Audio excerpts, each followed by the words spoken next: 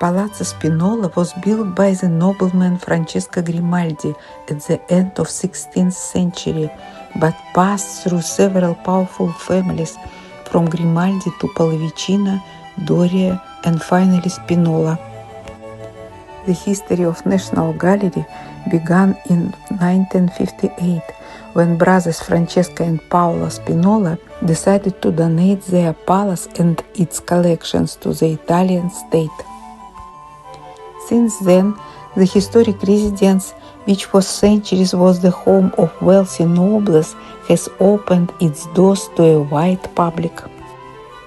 The configuration of the two noble floors maintains in their original state, and we had the chance to compare the residential context of the 17th century on the first floor and the 18th century renovation on the second floor. This salon preserves intact the decorations designed by Grimaldi family, who commissioned the frescoes and paintings with fake marbles on all the walls of all the rooms.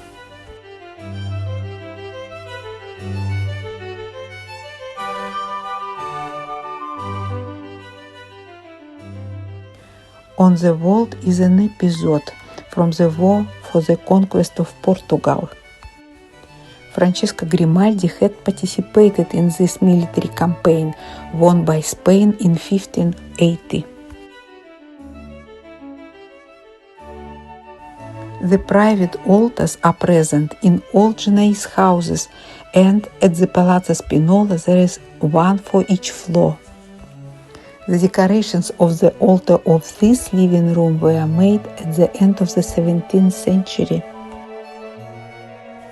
In this room stand out the numerous portraits of Pallavicino, including portrait of Ansaldo Pallavicino as a child by Anthony van Dyck, made by the painter around 1626.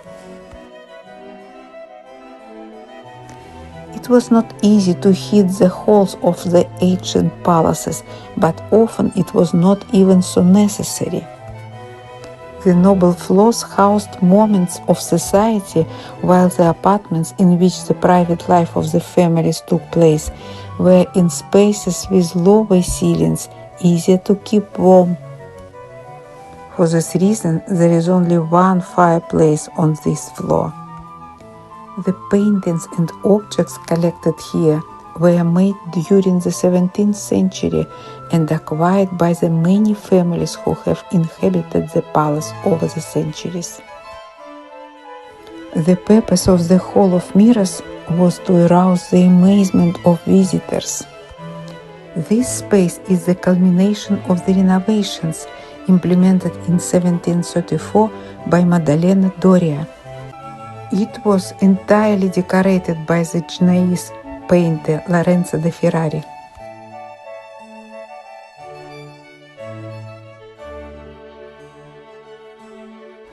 Every element of the room contributes to creating an illusion. The floor has an unusual geometric design, and the chandelier is not placed at the center of the vault.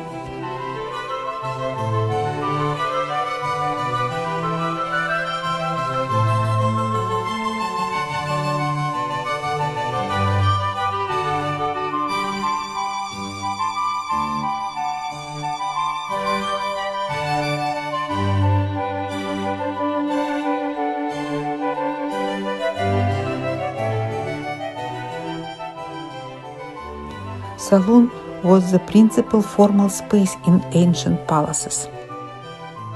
All the rooms on the second floor are presented in their 18th century appearance.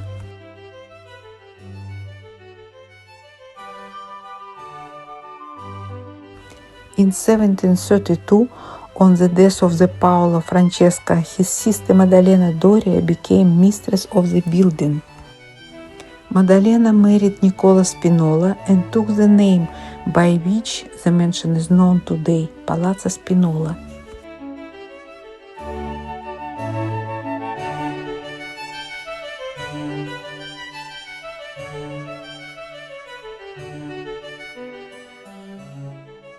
The furniture and painted decorations were renovated starting in 1734.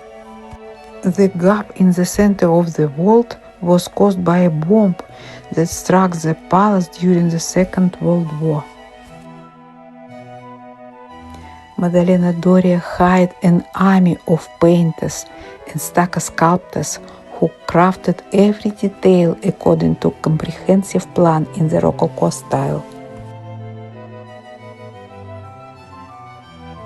As you can see, the sun god Apollo, painted in the center of the vault, appears to be holding the chain of the chandelier in his hand. Unlike the previous decor in which the frescoes celebrated military deeds, the fashion of the 18th century favored mythological scenes.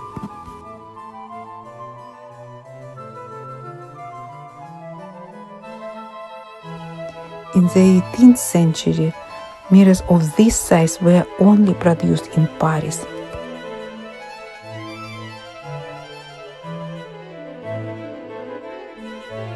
As you know, in the past, paintings were considered as objects to be collected and exhibited. At the same time, they were assets to invest in, to buy and resell. This room has lost some of its original paintings due to sales, travel, and restoration. Therefore, some spaces have remained empty and retain only the frames.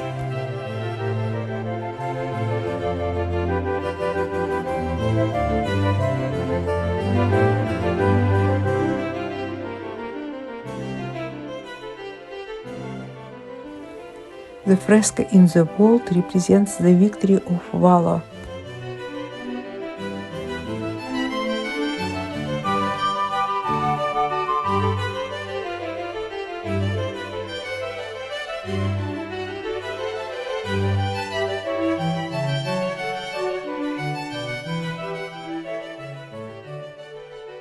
Unlike elsewhere in the palace, this room has some remnants of the wall decorations. In 1941, the water used to extinguish a fire on the upper floors seeped into the walls, erasing the original frescoes.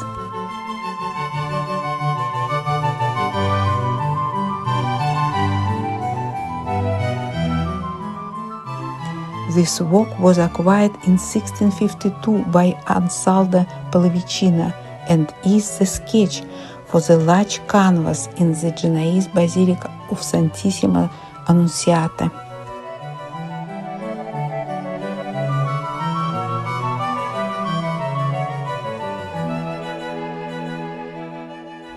This room has a decorative type different from the typical Rococo one. The elegant golden stuccos are an early example of the linear neoclassical style in Genoa.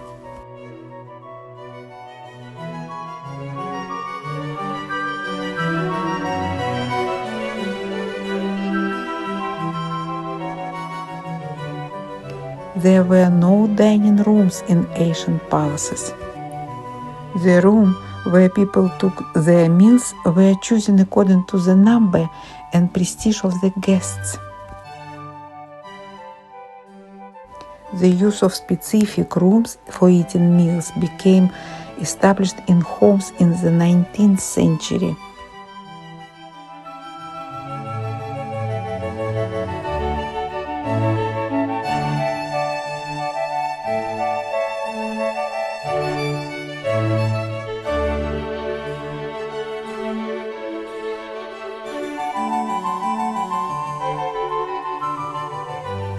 When we come across a real-life kitchen between the first and second floors, we remember that the Marquises lived there until 1958.